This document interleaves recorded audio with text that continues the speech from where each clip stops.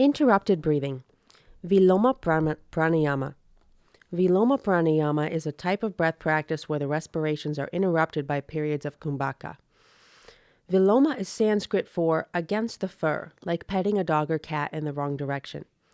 The name suggests that breath is moving against the natural current by breaking the flow of air. There are 3 variations of Viloma Pranayama.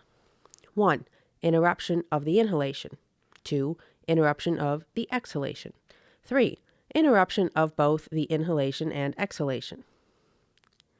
Overall, the Viloma Pranayama practice delivers most of the benefits we receive from the other retention practices, but each variation has a unique benefit due to which part of the breath cycle is being interrupted and its associated effects on the nervous system.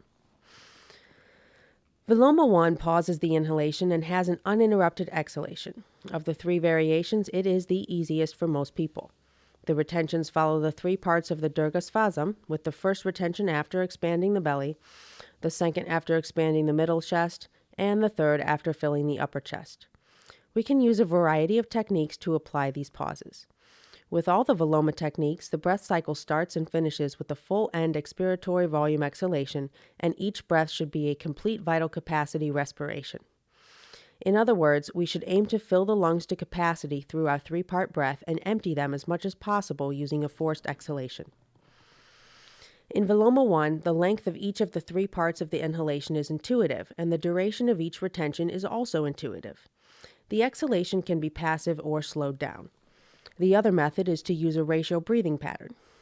The most common ratio taught with Viloma Pranayama is 1:2, with the first number representing the inhalation and the second number denoting the retention.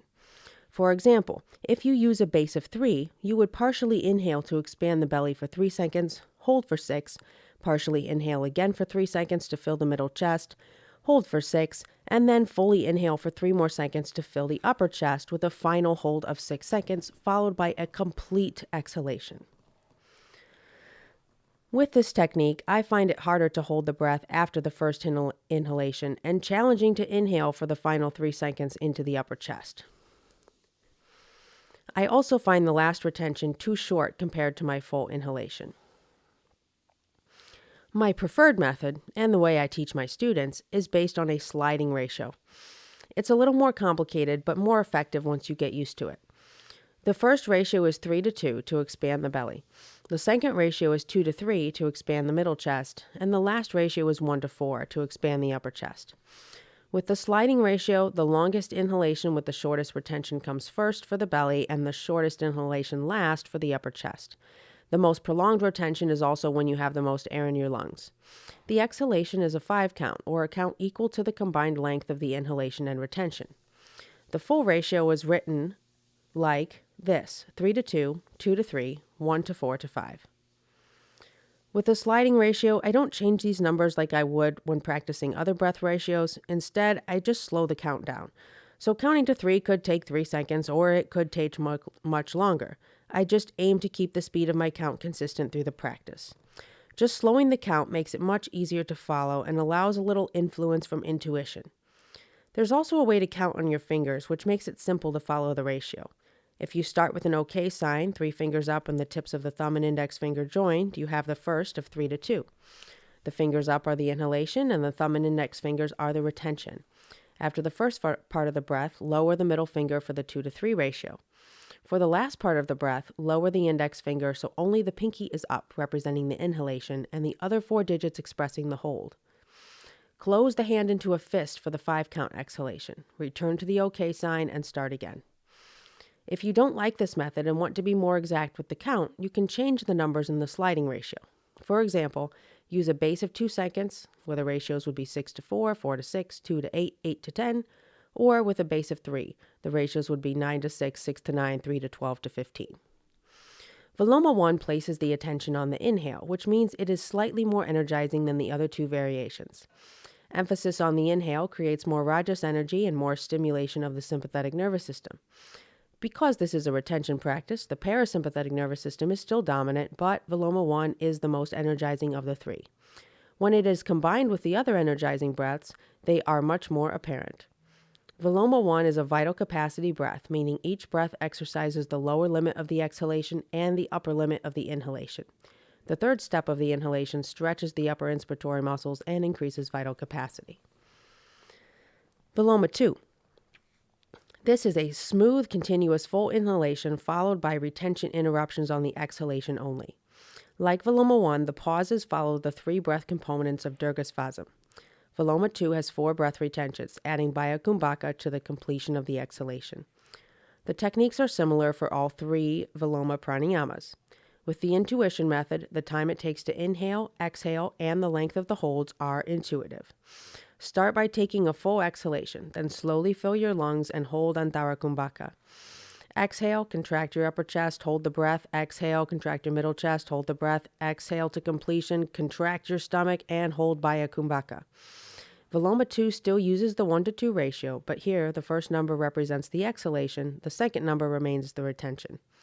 I find the final retention much harder and longer compared to the rest of the retention and the exhalation.